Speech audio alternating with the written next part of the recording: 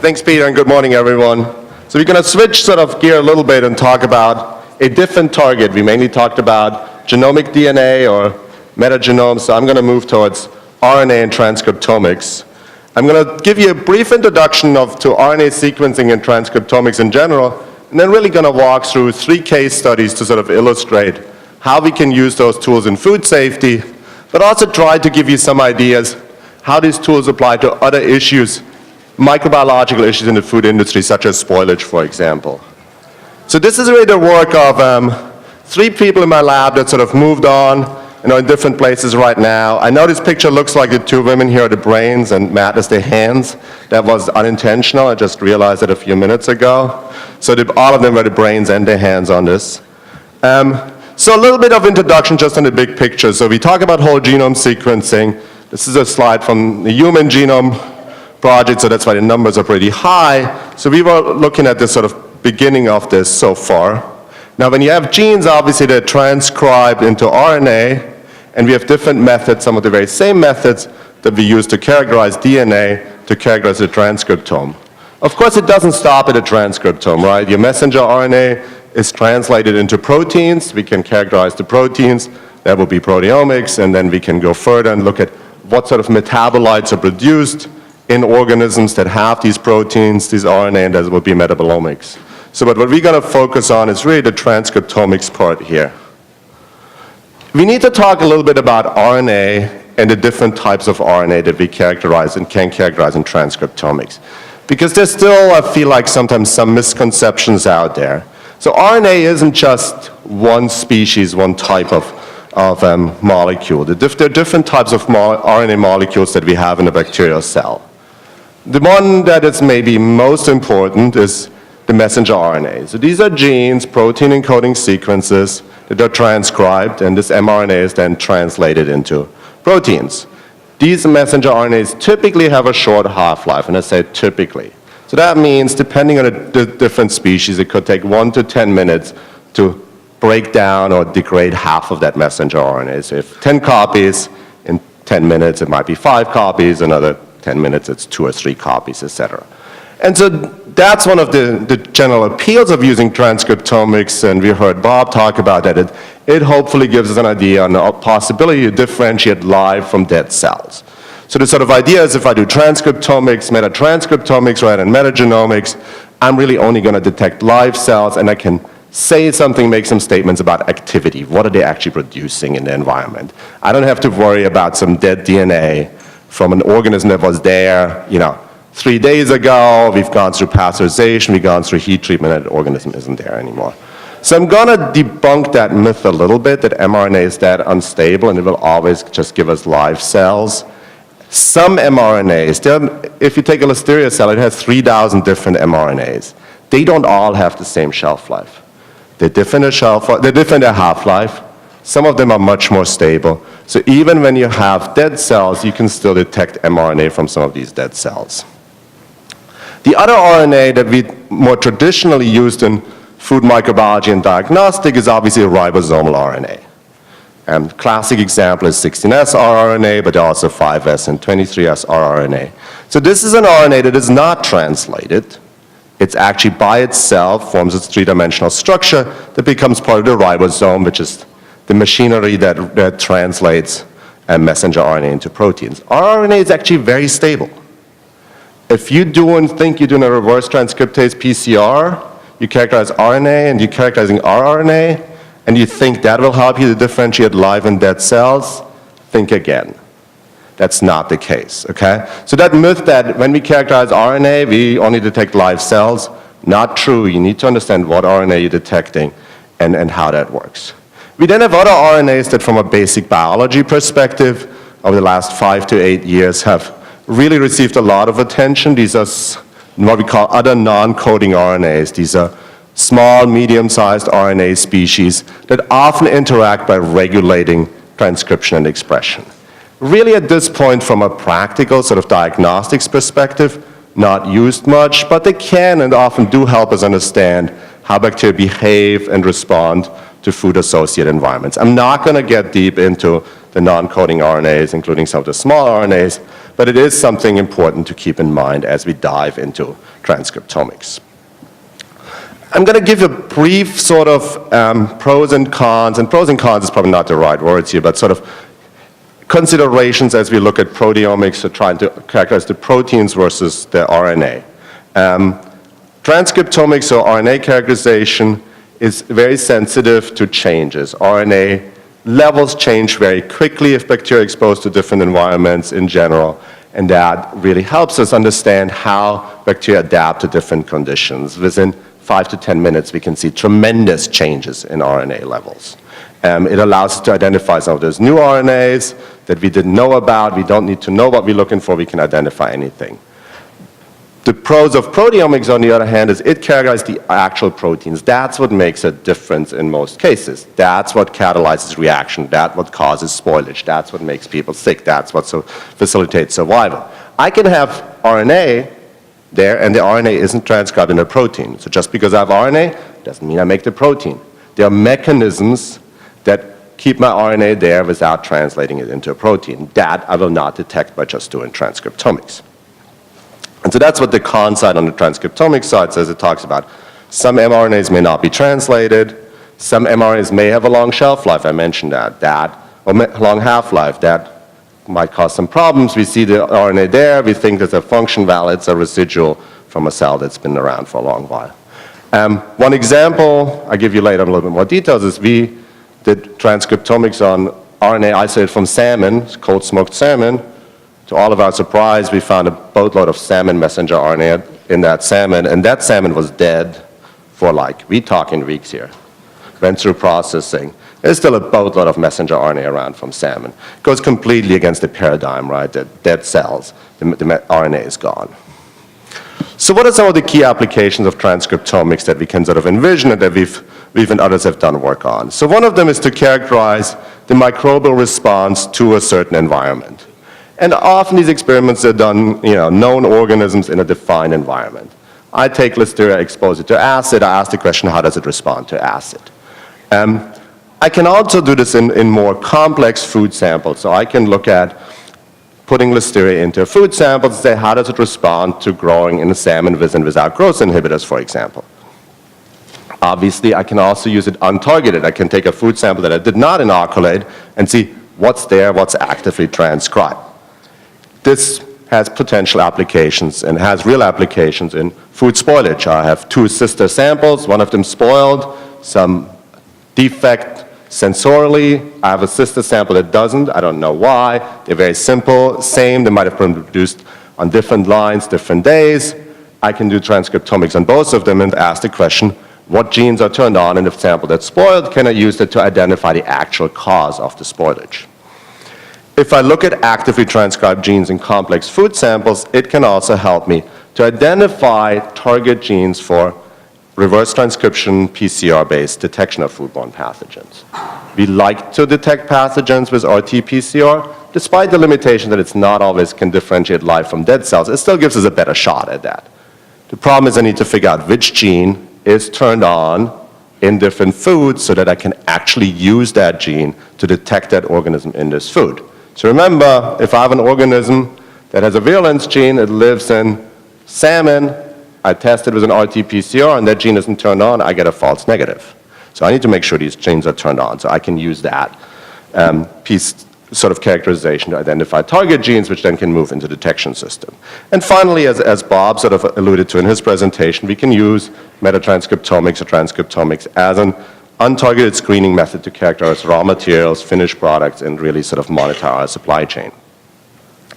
The traditional sort of application of transcriptomics was really through microarrays, but today really RNA-seq has almost completely replaced the use of microarrays for transcriptome characterization. Okay? And one of the major things there is that microarrays need to be constructed for a very specific strain. You need to have your target strain, you need to have a microarray for that. If I work with Listeria strain A and I have a microarray, that's great. If I want to characterize strain B, I need a new microarray. With RNA-seq, that's not a major issue. I just need to create a genome sequence, and in all reality, that's very easy to create today. The other advantage of RNA-seq is that typically it's a much more quantitative method than microarrays. Microarrays, I compare two samples as it's higher there, then here it can be much more quantitative with RNA-seq, to a point where it actually very often correlates perfectly with the old gold standard, which is PCR or QRT-PCR. So I often don't need to do this anymore. So let's go talk about how we can use this. So the first case study really is actually some microarray data, but we can create basically the same data with RNA-seq.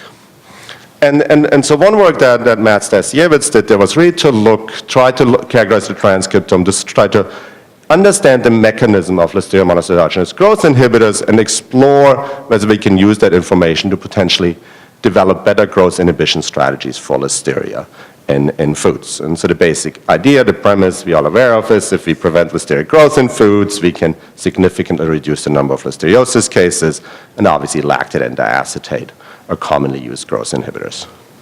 So the experimental design here was that we took Listeria, grew it in broth, not in real food, and under different conditions. A condition with no lactate and diacetate, one with lactate and diacetate, one only diacetate, one only lactate, looked at the RNA, looked at the transcriptome, and compared it between these different conditions to see, hey, how does Listeria respond to these growth inhibitors?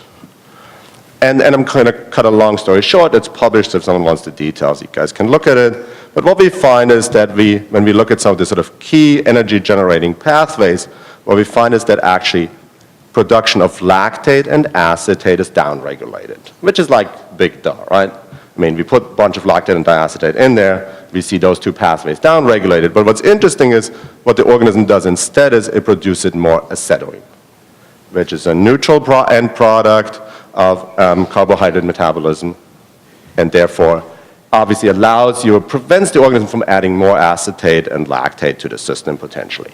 So that was interesting. What it really sort of threw up for us is a possibility to say, can we sort of push back on the acetoin pathway and say, if we add acetoin to the cell, would that further inhibit growth? Potentially. Now, we didn't quite think that through as much as we probably should have, and acetoin not being neutral, it's much more difficult to penetrate inside the cell. So we did the experiments, it actually didn't add further growth inhibition, but we did find out and confirm phenotypically that more acetoin is produced.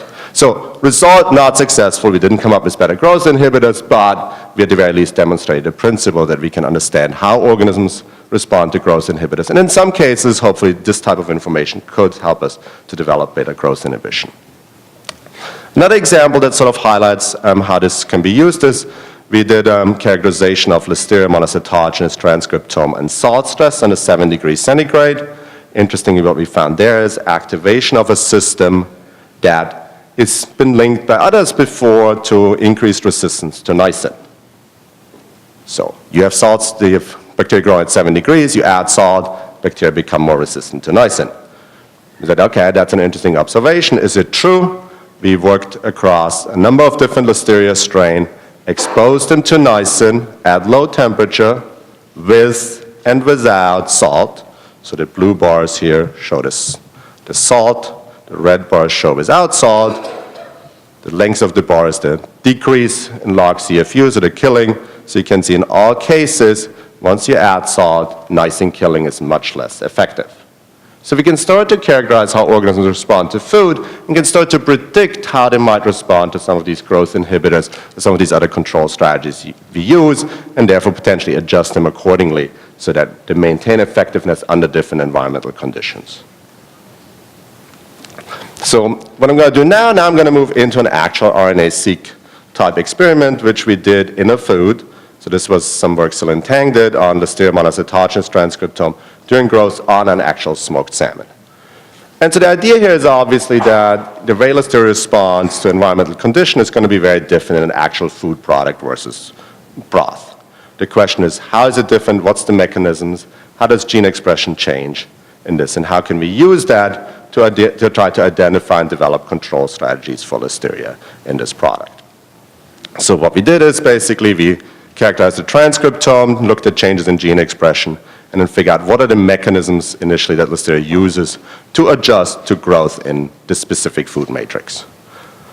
So the objective is to compare the gene expression profiles of L-mono in BHI broth and cold smoked salmon. So this is one of the major challenges and really important considerations to have when when you do transcriptomics is, what is your comparison conditions, right? We can look at gene expression as different, but what do I compare it to? And I think that's what many of us in the field really struggle with. Sometimes it's easy, right? I can do smoked salmon with and without nisin. That's an easy comparison. But if I want to know how a pathogen adapts to food, say, well, smoked salmon compared to what? Compared to milk? Compared to BHI? What's the reference condition? What we picked in this case was to compare Listeria gene expression in BHI and smoked salmon at the same growth phase. So we made sure that the cells we harvested were in log phase. One thing we and others have described multiple times over, bacterial transcriptomes are completely different when you look at log phase versus stationary phase cells. Some of the papers report like more than 1,000 genes different in log and stationary phase. So if you look at food versus something else and your cells are in different growth phases and you say, wow, look at this cell, it adapts to this environment, there's all these changes, you might just find the difference between log and stationary phase. So you got to be very careful about that. So we did DNA, RNA extraction from cells grown in broth. The broth was modified to have same water activity, same pH, same salt concentration as salmon. So we took out some of these very obvious parameters and then extracted the DNA. The RNA, did RNA sequencing, and mapped the RNA sequence data to a Listeria genome. And that's what you see in the bottom here. So this is basically your genome sequence, these blue things here, your genes, and then every read, so basically you sequence RNA. The more RNA you have, the more often you get a sequence for that RNA. And you map it to your genome. So what you can see here, high expression, so we basically pile up these sequences in this gene here, you can see lower expression. If we smooth that out and do a little bit better analysis of what you see in here, so this is a cross replicate, you can again see your genes here. We map the transcripts, the sequence here, so you can see salmon in this case has higher transcript levels than Listeria, or Listeria grown in salmon has higher transcript levels than Listeria grown in BHI. Now, these data directly don't give us that result. There's quite a bit of bioinformatics that goes in to normalize for expression levels, to normalize across the genome, et cetera. And I'm not going to go into the details, but it's pretty comprehensive analysis you do to ultimately get at absolute transcript levels that are normalized, plus then differential gene expression where you compare smoked salmon to BHI in this specific case, but in other cases you could compare food spoiled and not spoiled to look at transcript levels. And then you can calculate something which we commonly do, which is the fold change. So that's how much more gene expression do we have in this case in salmon versus BHI. So once we have that fold change, so if a fold change is tenfold, that means that gene is 10 times more highly expressed in salmon than BHI. We're then going to map it to sort of a cellular pathway map of Listeria to figure out what genetic pathways are different. And so we have some of these pathways from a database that is called ILSI, where there's a very comprehensive pathway map of Listeria, which we can map this against. So again, we take our differentially expressed genes and then not just look at a single gene level, but really look at overall pathways that are different, because that tells us a bigger picture story. So what did we find in this case? We found a number of genes that relate to cobalamin synthesis, 26. So that was one key pathway which is found here.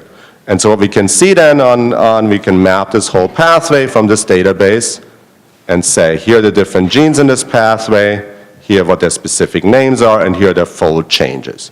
So you can see fold change of 11, 10, 9, 11, 11, 10. So you can see this pathway here is consistently upregulated gene after gene after gene, right, at about 10-fold higher expression in salmon.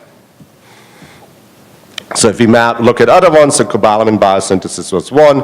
We also found ethanolamine utilization upregulated, propanediol utilization upregulated. Turns out, actually, when we look at all of this, a lot of this has probably to do with the fact that our salmon was vacuum packaged, different environmental condition than our BHI, which was aerobic conditions. It wasn't under shaking, but so oxygen pressure made a big difference, but also potentially utilization of other molecules that are found in salmon, fat. So ethanolamine could come from some of the fats we found in salmon, and so the organism adapted to using some of these different nutrient sources. And cobalamin plays a key role in both ethanolamine and propanediol utilization. So it's an overall adjustment to this different type of environment, which we now can understand at a very detailed level. We can also see that these data suggest that we have an upregulation of acetate and propionate production throughout these pathways, which again makes sense. The interesting thing from this is it probably points us to, hey, if we want to do growth inhibition on salmon, we probably should use acetate and propionate as growth inhibitors, for example. So by starting to understand how these organisms respond to different environments, we can sort of custom design growth inhibitor strategies. Some other pathways that were upregulated that allowed Nestle to sort of counteract some of the low pH production, or the low pH through production of acetate and propionate. I'm not going to go into those details. But basically, we can very quickly, not necessarily easily, but relatively easily, really get a comprehensive picture of how different organisms adapt to these environments and what happens. And here's sort of a summary list of what these things were that we found. And hopefully, and in many cases, we can then use that information to develop better growth inhibitor strategies, or again, if we translate to spoilage, we can identify what's spoiling my product and then do the root cause analysis and hopefully reduce spoilage. The last one to show you some of the potential of this is some unpublished work where we actually looked at transcriptional profiles of E. coli and Salmonella on lettuce. And the idea was there to, again, understand how does it respond to these environments and how can we utilize that information for improved control of this organism. So the basic idea here is the same I described before. The physiological state of these organisms on different foods is going to be unique, and that's going to be important as we try to identify and implement successful control strategies. So we grew Salmonella and E. coli on lettuce, grown and exposed to different conditions that are typical for the Salinas Valley in different types of the year. Did RNA-seq, so collected samples very similar to what I showed before after 1, 3, and 5 days on growth on lettuce. And what we see is, as one example, we show upregulation of certain attachment factors. Again, not super surprising, but it basically shows that, if you want to validate wash strategies, you probably have to have your E. coli on your lettuce for a certain amount of time because they're going to start to express some of these adherence factors which might make them more resistant to washing. Also potentially suggests if we can interact with very specific attachment factors, we might be able to develop better wash strategies.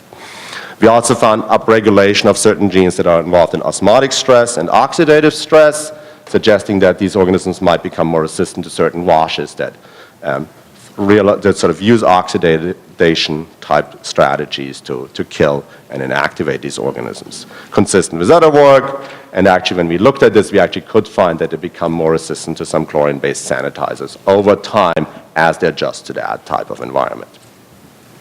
And that's what this shows. So the pre-harvest stress, the conditions on lettuce really upregulate very specific gene profiles, which we can then use to both look at validation and development of new intervention strategies for these foodborne pathogens.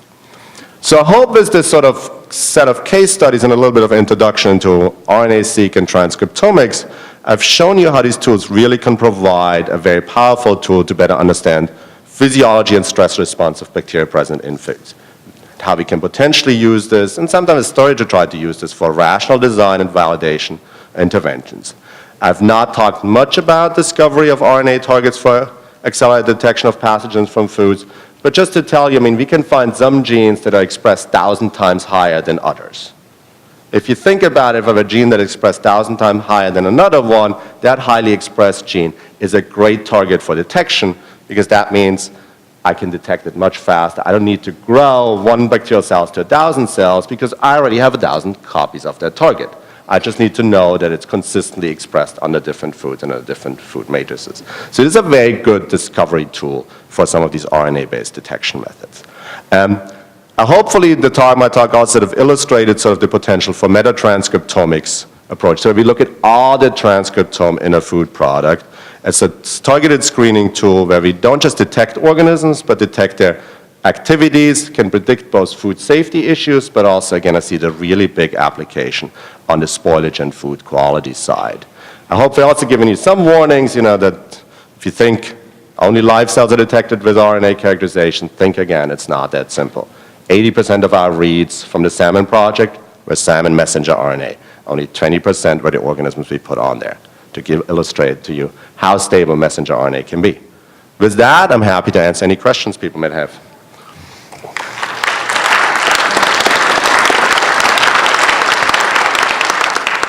Really interesting work, Martin. I think this technology and others can help us tackle food spoilage. But just a question, as these technologies are getting cheaper and cheaper, are there values in future studies combining proteomics and transcriptomics to get a better picture, or are you just making things more difficult? Yeah, I think we need to combine all of them, and ideally, particularly if you look at metatranscriptomics, it will be a combination on the research side to then pick the best tool for your actual problem solving, or your diagnostics, or your routine surveillance. To be honest, on the untargeted screening part, I don't think anyone can predict whether the best untargeted screening tool for the supply chain, for example, and for spoilage issue is going to be metabolomics, proteomics, genomics, or transcriptomics. And probably depends on the specific supply chain and problem you're trying to solve. Cool. Thank you. Hey, Martin, cool stuff. It could also be argued, in salmon, listeria is not in log phase, it could be in stationary phase. Have you looked at other growth phases as well for transcriptomics? So we did, I showed a growth curve, I didn't point out this. So what we did is we did look at the growth curve. We spent a lot of time doing growth curve on salmon, and we picked them in a log phase sort of. But obviously a log phase in different environments is different, particularly since we have a more aerobic versus anaerobic environment. In salmon, we have not looked at different growth phases, but we've done other work where we looked at gene expression on different growth phases. And that's where some of these data come from. Huge, huge differences. The salmon example probably isn't one of the cleanest ones, to be perfectly honest. It helps you understand how to adjust to an environment. And in this case, I think it actually made sense physiologically.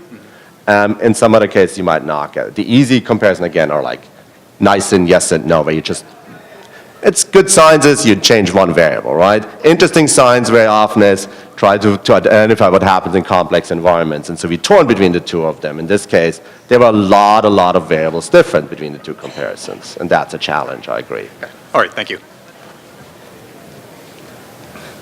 I just have a quick question. You mentioned that you had only 20% of bacterial reads from your RNA sequencing data.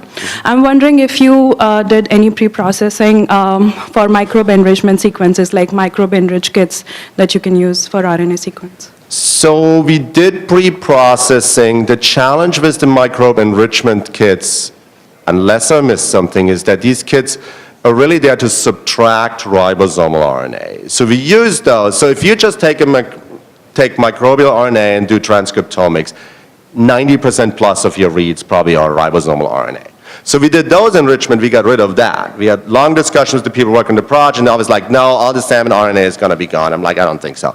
So we did not, there's no easy tools to sort of separate bacterial RNA from messenger RNA from salmon messenger RNA. We could do some to look at the poly A tails and pull out the salmon RNA, which we did not. So no, we did not have any attempts to remove salmon messenger RNA because our assumption was it wasn't going to be there. Okay.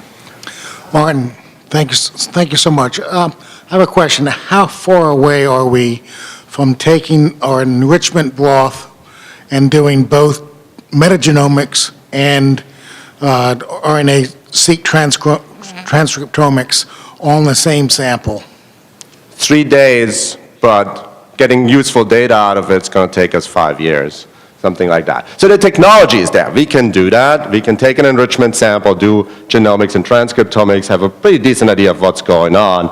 How meaningful the data are, but technologically it's fairly straightforward, really. Thank you, Martin.